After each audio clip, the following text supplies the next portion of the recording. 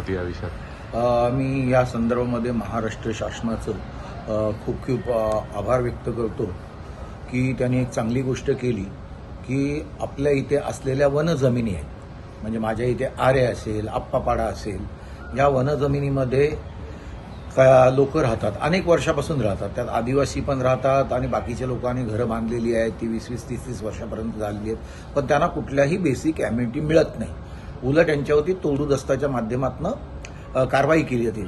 परंतु शासन नेहमी 85चा नियम काढला, त्यानंतर 95चा नियम काढला, 2000चा काढला, 2011 काढला. माझं एक मत होतं, मी जेव्हा 377 सभागृहामध्ये गेल्या वर्षी मांडली त्यावेळेला मी त्या 377च्या माध्यमातून माननीय पंतप्रधानांचे विचार ऐकले आणि त्याच्यामध्ये त्यांनी केलं होतं, मेरे देश के हर घरवासियों को घर मिलना चाहिए, उनको सोयी सुविधा मिलनी चाहिए. तर त्या अनुषंगाने जर आरेमध्ये लोक राहतील, वनामध्ये लोक राहतील, ही माणसं आहेत, त्या माणसाला माणसासारखं जगवले पाहिजे आणि त्या दृष्टीने त्यांना पाणी, इलेक्ट्रिसिटी, रस्ते, आरोग्य या सर्व सुविधा देणं शासनाचं काम आहे.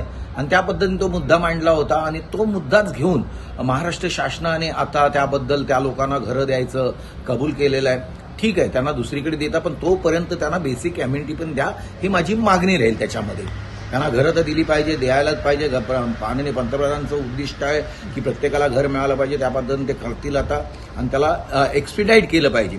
दुसरा एरिया आहे जूच्या एरिया, वायरलेस एरिया म्हणून पहिल्याने होता 1903च्या कायद्याने SR 150 याच्या माध्यमातून त्यावेळेला व्हर्टिकल जे आमच्या अँटिना होत्या त्यामुळे त्यांचं सिग्नल वगैरे मिळणं घेणं त्या पद्धतीच्या होतं, त्या एरिया होता. त्याला कायद्याच्या अनुषंगाने तो 200-500 मीटरपर्यंत काहीच करायचं नाही अशा पद्धतीने सांगितलं होतं.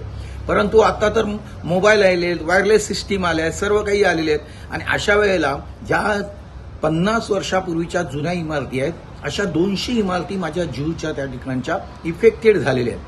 आणि त्या पद्धतीने काल महाराष्ट्र शासनाने देखील निर्णय घेतला की त्यांना FSI देऊ, आजूबाजूला देऊ, असा काही निर्णय झालेला आहे.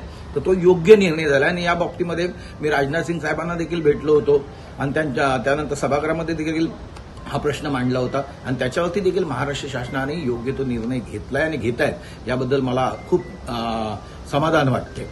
तिसरं गोष्ट त्यांनी आणखीन एक केलेली आहे, फनेलच्या बाबतीमध्ये देखील घेतलेलं आहे की फनेलच्या मध्ये येणाऱ्या बिल्डिंगचा त्यांना देखील FSI आजूबाजूला द्यायचा, ही देखील गोष्ट त्यांनी खूप चांगली केलेली आहे. त्याबद्दल महाराष्ट्र शासनाचं, माननीय मुख्यमंत्री, माननीय दोन्ही उपमुख्यमंत्री यांचं मी अभिनंदन करतो.